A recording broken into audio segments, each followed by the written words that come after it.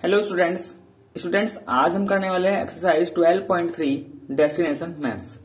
देखो question number 1 में क्या गिवन है हमें, if two adjacent angles of a parallelogram are equal, कि हमारे पास एक पैरेललोग्राम है उसके दोनों एडजेसेंट एंगल्स क्या हो गए, बराबर हो गए। तो अगर दोनों एडजेसेंट एंगल्स बराबर हो जाए then what do you call such a parallelogram. तो देखो क्या था इसमें, ये क्या बोल रहा है कि हमारे पास ये एबीसीडी पैरेललोग्राम है। अब हमने क्या किया कि मान लो हमने इसके एडजेसेंट एंगल्स लिए ए एंड बी। भाई एडजेसेंट एंगल्स क्या होते हैं, जो कंसेक्यूटिव एंगल्स होते हैं, यानी कि जो लगातार है। जैसे ए के बाद बी एंगल आ रहा है, ये दोनों एडजेसेंट है। ए के बाद डी आ रहा है, ये भी एडजेसेंट है। तो या तो ए बी हो जाए, ए डी हो जाए। इसी तरीके से बी सी और सी डी भी एडजेसेंट हो सकता है। तो यहाँ पे कोई भी एक पेड़ लेकर चलेंगे। तो क्वेश्चन में कुछ कह रहा है कि कुछ ऐसा हुआ हमारे पास, ये जो एडजेसेंट एंगल्स थे ये दोनों क्या हो गए, ये ए था, ये बी था, ये सी डी। तो according to question angle A and angle B मान लो बराबर हो जाए।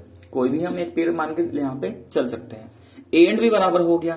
अब देखो हमें पैरेललोग्राम की प्रॉपर्टी पता है कि किसी भी दो एडजेसेंट एंगल का सम इन केस ऑफ पैरेललोग्राम कितना होता है, 180। जब एंगल ए और बी बराबर हो चुके तो क्या मैं अब इसको ऐसे लिख सकता हूं, angle A plus angle A, क्योंकि बी तो ए के बराबर है। तो यहां से क्या निकल के आया, twice of angle A is equal to क्या, 180। देन एंगल ए इज क्या, कितना 180/2, यानी कि एंगल ए कितना आ गया हमारे पास, 90 डिग्री। और अगर ए 90, इसका मतलब बी भी कितना, 90। ठीक है, बी भी कितना आएगा, 90। अब देखो एक प्रॉपर्टी होती है पैरेललोग्राम की कि अपोजिट एंगल्स भी क्या होते हैं, बराबर। तो ये जो सी है ये भी ए के बराबर होगा। ये जो एंगल सी है किसके बराबर होगा, एंगल ए। और ए कितना है, 90, तो सी भी 90। ऐसे ही एंगल डी भी किसके बराबर, बी के, और बी आया हमारा 90, तो ये भी 90। तो कहने का मतलब ये हुआ कि जब भी हम पैरेललोग्राम के एडजेसेंट एंगल्स को बराबर करेंगे तो चारों एंगल का मेजरमेंट कितना निकल के आएगा, 90। और देखो चारों एंगल का मेजरमेंट 90 किस में होता है, भाई चारों एंगल्स 90 किसके होते हैं, या तो रेक्टेंगल के होते हैं, या तो रेक्टेंगल होता है, या फिर स्क्वायर के भी सभी एंगल 90 होते हैं। लेकिन इस केस में हम इसको स्क्वायर नहीं बोलेंगे। देखो स्क्वायर इसलिए नहीं कह सकते क्योंकि स्क्वायर होने के लिए सिर्फ एंगल्स बराबर होने जरूरी नहीं है, इसकी एडजेसेंट साइड्स भी बराबर होनी जरूरी है। तो यहां पे हम क्या बोलेंगे कि ये पैरेललोग्राम क्या बन जाएगा, हमारा रेक्टेंगल बन जाएगा। ठीक है, नेक्स्ट क्वेश्चन नंबर 2 पर आते हैं। देखो क्वेश्चन नंबर 2 में क्या गिवन है, question number 2, the measure of an angle of a parallelogram is 70 degree. हमारे पास एक पैरेललोग्राम है, उसका एक एंगल का मेजरमेंट कितना गिवन है हमें, 70 degree. Then find its remaining angles. तो देखो कुछ ऐसा है, अगर मैं यहां पे डायग्राम बना के दिखाता हूं, ये हमारे पास एक पैरेललोग्राम है, इसका कुछ नाम मान लेते हैं। सबसे हमने मान लिया इसको ए बी सी डी। अब देखो अकॉर्डिंग टू क्वेश्चन क्या है कि इसमें से चार एंगल में से एक एंगल क्या है, 70। अब देखो यहां पे हमें ये डाउट होगा कि भाई चार एंगल में से हम कौन सा ले, तो हम कोई सा भी ले सकते हैं, इसमें कोई दिक्कत नहीं है। मान लिया मैंने ए कितना है, 70। तो अकॉर्डिंग टू क्वेश्चन अगर एंगल ए 70 डिग्री है तो क्वेश्चन ये कह रहा है कि एंगल बी, एंगल सी और एंगल डी का मेजरमेंट क्या है, ये हमें फाइंड करना है। ठीक है, तो देखो यहां पे भी हम क्या यूज करेंगे, प्रॉपर्टीज ऑफ पैरेललोग्राम। और पैरेललोग्राम में कौन सी प्रॉपर्टीज, एंगल वाली। तो देखो एंगल वाली प्रॉपर्टीज ये थी कि किसी भी पैरेललोग्राम के अंदर जो अपोजिट एंगल होता है, जैसे ए एंड सी, ये तो बराबर होंगे, बी एंड डी ये बराबर होंगे। लेकिन कोई भी एडजेसेंट एंगल का सम, जैसे ए एंड बी हो गया एडजेसेंट है, बी एंड सी एडजेसेंट है, C and D adjacent, D and A, ये सभी एडजेसेंट पेयर बनेंगे। तो एडजेसेंट एंगल का सम कितना आएगा, 180 आएगा। इन दोनों प्रॉपर्टी का यूज करके हम सभी एंगल्स यहाँ पे फाइंड करते हैं। सबसे पहले देखो क्या एंगल ए और एंगल बी दोनों कंसेक्यूटिव है। देखो भाई ए के पास बी आ रहा है ना, तो ये दोनों क्या बन रहे हैं, एडजेसेंट एंगल से। तो इन दोनों का सम तो कितना होगा, 180। हम रीजन मेंशन कर देंगे क्यों लिया हमने 180, क्योंकि ये एडजेसेंट एंगल्स है। और एडजेसेंट एंगल का सम इन केस ऑफ पैरेललोग्राम कितना होगा, 180। एंगल ए कितना गिवन है हमारे पास, 70 है। बी हमें फाइंड करना है। ठीक है, तो यहां से देखो बी कितना आएगा, 180। 70 यहां से हटके उधर जाएगा तो माइनस में, -70। देन एंगल बी इज कितना, ये आ गया हमारा 110 डिग्री। तो देखो एंगल ए गिवन था, बी हमने निकाल लिया। अब बात करते हैं सी और डी। देखो एंगल सी किस एंगल के अपोजिट है, एंगल सी ए के अपोजिट है। और अपोजिट एंगल्स ऑफ पैरेललोग्राम क्या होते हैं, इक्वल होंगे। तो ये माने इक्वल साइन क्यों लिया, क्योंकि कैसे एंगल है, अपोजिट एंगल। ठीक है। एंगल ए गिवन था तो सी किसके बराबर, 70 के बराबर। अब बात करें एंगल डी किसके अपोजिट, बी के, और डी और बी बराबर होंगे क्योंकि अपोजिट एंगल्स है। बराबर क्यों हुए, क्योंकि ये कैसे एंगल है, अपोजिट एंगल्स। तो इसका मतलब एंगल डी भी कितना आ जाएगा, बी के बराबर, और बी कितना आया 110। तो यहां से हमारे चारों एंगल्स आ चुके। ठीक, तो angle B 110 degree, angle C 70, angle D 110 और ए कितना था 70। नेक्स्ट क्वेश्चन नंबर 3 में आते। क्वेश्चन नंबर 3 में देखो हमें कुछ डायग्राम गिवन है, ठीक है, कुछ पैरेललोग्राम गिवन है, और यहां पे लिखा है कि क्वाड्रिलेटरल्स आर पैरेललोग्राम। क्वेश्चन में सीधे सीधे लिखा है कि जो भी क्वाड्रिलेटरल है वो क्या किस शेप का है, पैरेललोग्राम शेप का है। Find the degree values of the unknown X Y and Z. तो यहां पे हमें कुछ वेरिएबल दिखाई दे रहे हैं हर एक पार्ट में। देखो एक्स है, वाई है, जेड है, इसमें भी एक्स वाई जेड है। तो यहाँ पे जो भी वेरिएबल्स आ रहा है उन सबकी हमें क्या करना है, वैल्यू फाइंड करनी है। जैसे क्वेश्चन नंबर 3 का पार्ट ए सबसे पहले मैं यहां पे डायग्राम बनाता हूं।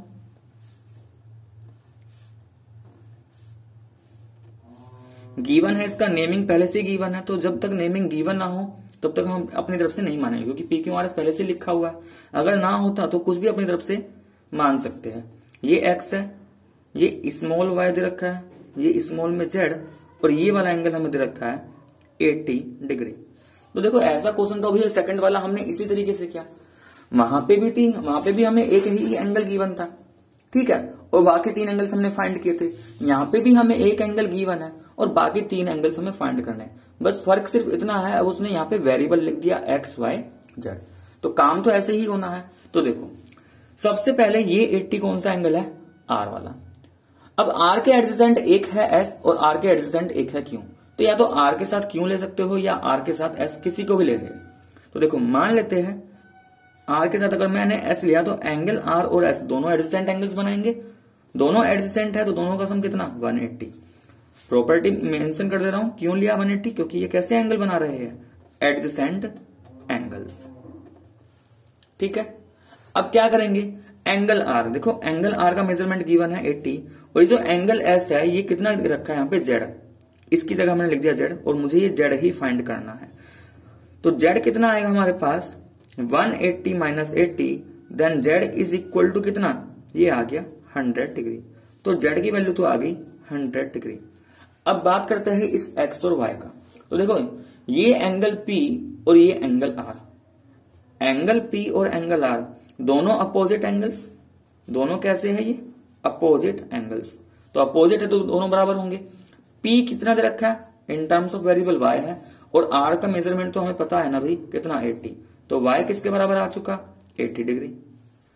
नेक्स्ट ऐसे ही एंगल क्यू और एस, ये भी एक दूसरे के अपोजिट ही है भाई, क्यू और एस अपोजिट है, तो ये भी यहां पे क्या होंगे, बराबर ही होंगे, क्योंकि अपोजिट एंगल्स है। ठीक है, क्यू वेरिएबल में रखा है एक्स, और एस भाई एस क्या था, जेड वाला रिप्रेजेंट करा है ना इसको, और जेड कितना आया 100 डिग्री। तो एस की जगह में लिख सकता हूं 100 डिग्री। तो इसका मतलब एक्स कितना 100 डिग्री। तो यहां से हमारे तीनों एंगल्स आ गए, X 100 degree, Y 80 and Z is equal to 100 degree. Next question number 3 part B. देखो पार्ट बी में भी हमें कुछ डायग्राम गिवन है, और यहाँ पे जो क्वाड्रिलेटरल है एबीसीडी, इसका मतलब ये एबीसीडी क्या है, पैरेललोग्राम है। क्वेश्चन में ऐसा गिवन था, फाइंड करना है मुझे एक्स वाई जेड। देखो अभी तक हमने 2 क्वेश्चन किए, तो क्वेश्चन नंबर 3 का ए पार्ट अगर मैं इसमें बात करूं, इसमें क्या हो रहा था कि इस पैरेललोग्राम में मुझे एक एंगल पता था, और अगर मुझे किसी भी पैरेललोग्राम का, भाई कंडीशन क्या है कि पैरेललोग्राम होना चाहिए, कंडीशन क्या है पैरेललोग्राम होना चाहिए, और उसका मुझे एक एंगल गिवन है। तो अगर ये कंडीशन है कि पैरेललोग्राम के साथ उसका एक एंगल गिवन है, चाहे वो एंगल कोई सा भी हो, तो बाकी 3 एंगल्स में उसका निकाल सकता हूं। तो यहां पे भी कुछ ऐसा ही हो रहा है कि एबीसीडी पैरेललोग्राम तो है, एबीसीडी हमारे पास पैरेललोग्राम है। ऐसा क्वेश्चन में कहा गया है कि जो भी क्वाड्रिलेटरल है वो पैरेललोग्राम को सिंपल शॉर्ट में कैसे लिखते हैं, पैरेलल लाइन और आगे जी है, तो ये पैरेललोग्राम है।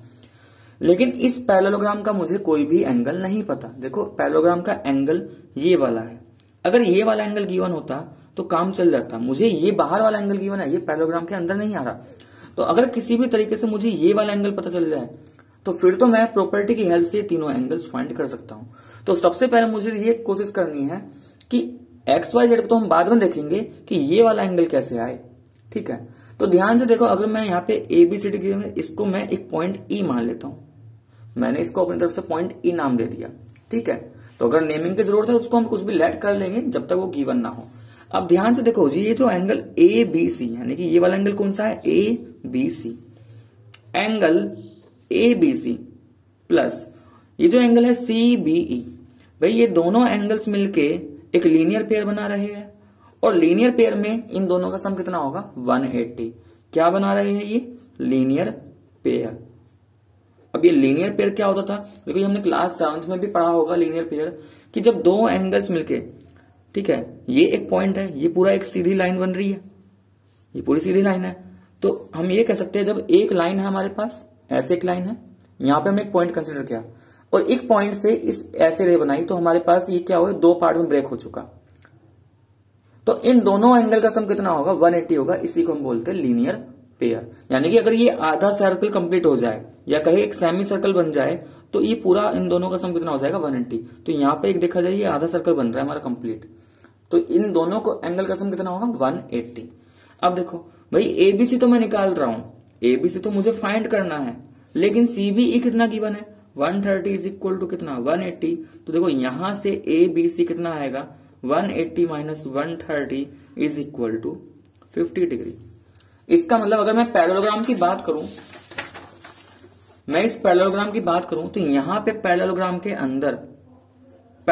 अंदर ये जो एंगल ABC है ये कितना है हमारा, 50 डिग्री। और ABC का सिंपल मैं ऐसे लिख सकता हूं कि ये जो एंगल B है ये हमें गिवन, ये हमारे पास आया 50 डिग्री। अब अगर B हमारे पास 50 है तो देखो बाकी तीनों एंगल्स XYZ तो बड़े आराम से आएंगे। कैसे, सबसे पहले B के साथ कौन सा एडजेसेंट है वो देख लेते हैं। भाई B के साथ A एडजेसेंट है, तो इसका मतलब according to property of parallelogram A plus B का sum, angle A plus B का सम 180, क्योंकि कैसे एंगल बना रहे हैं, एडजेसेंट एंगल। कैसे एंगल हो गए ये, एडजेसेंट। एंगल A, भाई एंगल A हमें X गिवन है, B अभी फाइंड किया 50 डिग्री इज इक्वल टू कितना, 180। तो यहां से ये X कितना आ चुका, X आ गया हमारा 180 minus 50, then X is equal to कितना, 130 डिग्री। अब X तो आ चुका हमारा 130। नेक्स्ट बात करते हैं Y पे, ठीक है। Y कैसे फाइंड करेंगे, देखो Y किस पे है, D पे है। Y कहां पे है, D पे, तो एंगल D Y के बराबर। तो अभी हमने पढ़ा था कि अपोजिट एंगल्स ऑफ पैरेललोग्राम क्या होते हैं, बराबर। तो D के अपोजिट कौन सा एंगल है, B। ये दोनों क्योंकि अपोजिट एंगल से तो क्या होंगे, बराबर होंगे। तो एंगल D Y है और B अभी हमने फाइंड किया 50, तो Y कितना आ गया हमारा, 50 डिग्री। लास्ट बचता है हमारा Z। Z किस पे है, Z बन रहा है C पर, तो एंगल C किसके बराबर, एंगल A के इक्वल होगा, क्योंकि अपोजिट एंगल है इसलिए, अपोजिट एंगल।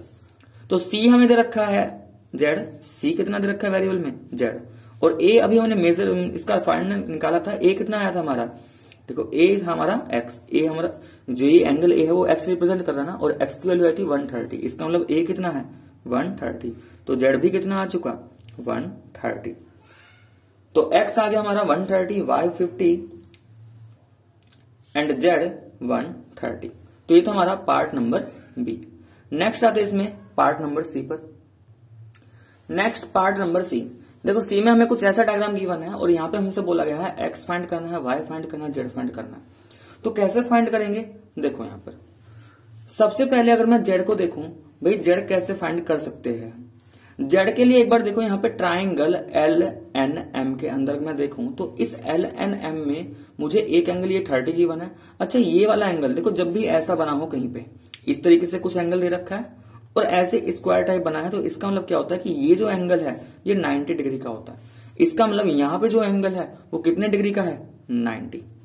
तो सबसे पहले Z को फाइंड करने के लिए यहाँ पे पैरेललोग्राम की प्रॉपर्टी भी यूज ना होके कौन सी प्रॉपर्टी यूज होगी, ट्राइंगल वाली। तो ध्यान से देखो ट्राइंगल LMN, इस ट्राइंगल LMN में अगर मैं ध्यान से देखूं तो देखो तीन एंगल्स आ रहे हैं यहाँ पे, एक ये। कैसे लिखूंगा इसको मैं, इस एंगल को लिखने का तरीका क्या है, MLN।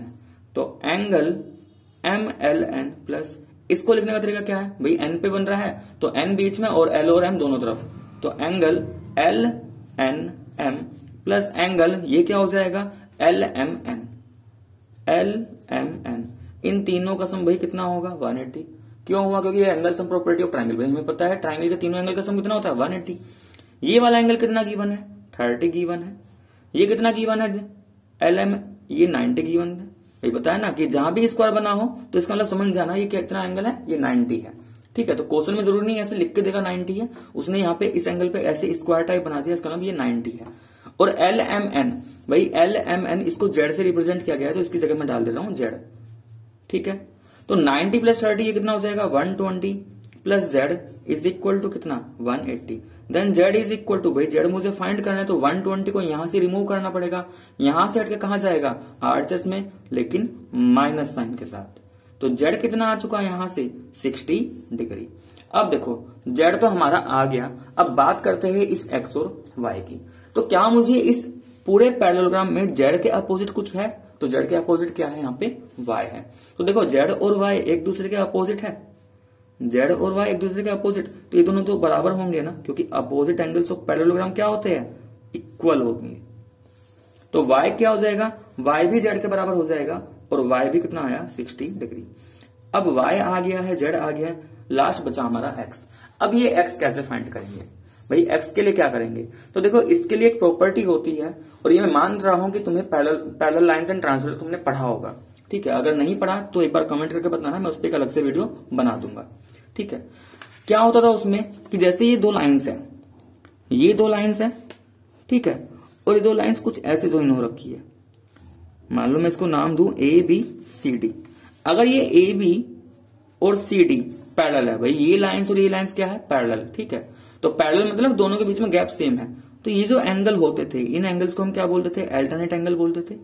और अगर लाइंस पैरेलल, तो ये जो अल्टरनेट एंगल्स यहाँ पे बन रहे हैं, ये क्या होते थे? हमारे बराबर होते थे।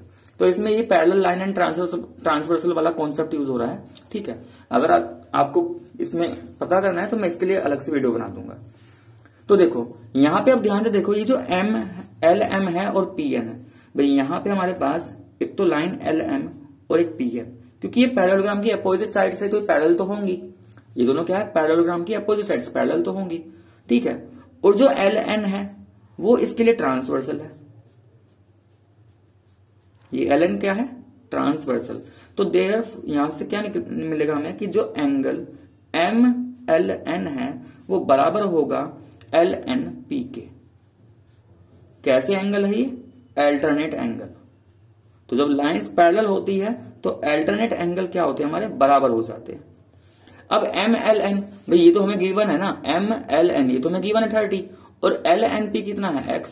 इसका मतलब 30 इज इक्वल टू X, मतलब कि जो X है वो कितना आ गया हमारा 30 डिग्री। ये हो गया हमारा part number C। Next part number D। देखो D पार्ट में हमें गिवन है PQRS क्या है? एक पैरेललोग्राम PQRS, ये क्या हमारे पास? एक पैरेललोग्राम। अब यहाँ पे हमें दो एंगल्स दिखाई दे रहे हैं, एक X दूसरा Y। अच्छा, ये हमारे पास यहाँ पे Z भी गिवन है। ये वाला एंगल क्या है? Z। ये एंगल है Z। तो यहां फाइंड करना है हमें, X फाइंड करना है, Y फाइंड करना है, Z फाइंड करना है। सबसे पहले मैं यहां पे देखो, ये जो PR है SQ है, इस पैरेललोग्राम PQRS के क्या है? डायगोनल्स है। ठीक है, डायगोनल्स है, तो मैं क्या करता हूं यहां पे इसको पॉइंट O मान लेता हूं, इसको मैं मान लेता हूं O। अब देखो, अब इसमें करना कैसे कैसे है ये देखते हैं। देखो इस वाले में प्रॉपर्टी जो यूज होने वाली है वो ज्यादातर प्रॉपर्टी यूज होगी पैरेलल लाइन एंड ट्रांसवर्सल। फिर से वही कॉन्सेप्ट आ रहा है, पैरेलल लाइन एंड ट्रांसवर्सल, और ये हमने पढ़ा होगा क्लास 7th में हमने पढ़ लेते हैं। ठीक है, तो अगर किसी बच्चे को इसमें कोई डाउट है, मैं बोल रहा हूं कि कमेंट करके बता देना, मैं इसमें अलग से वीडियो बना दूंगा। तो देखो हमें निकालना है X। अब देखो इस पॉइंट O के अबाउट, इस पॉइंट O के अबाउट ये QS एक स्ट्रेट लाइन है, तो देखा जाए ये पूरा एंगल, ये पूरा दो पार्ट में डिवाइडेड है।